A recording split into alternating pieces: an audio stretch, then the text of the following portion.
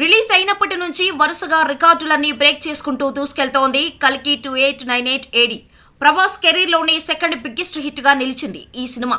Baahubali hit తర్వాత వరుసగా ఫ్లాప్లను చూసిన ప్రభాస్ సలార్తో బ్లాక్ బస్టర్ సొంతం చేసుకుని బాక్సాఫీస్ వద్ద 700 కోట్లు కలెక్ట్ చేశాడు.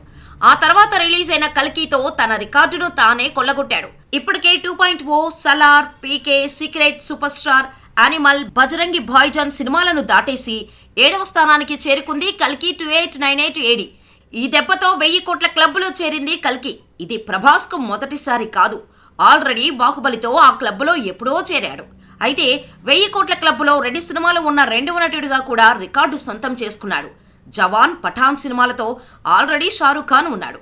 ఇప్పుడు బాహుబలి, కల్కి 2898 ఏడీలతో ప్రభాస్ కూడా ఆ లిస్టులో చేరాడు. ఇప్పటి వరకు ఈ ఇద్దరు తప్ప ఈ ఘనతను ఎవరూ సాధించలేదు. ఇప్పుడు ప్రభాస్ ముందు అసలైన సవాల్ ఉంది. ఇప్పటి వరకు దాటింది ఒక ఎత్తైతే ఇక ముందు దాటాల్సింది మరో ఎత్తు. ఇక ప్రభాస్, కల్కి ముందు ఉన్నవి కేవలం 6 సినిమాలు మాత్రమే. వాటిలో Pathaan, Jawan, KGF chapter 2, RRR, Baahubali 2, Dangal సినిమాలు మాత్రమే ఉన్నాయి.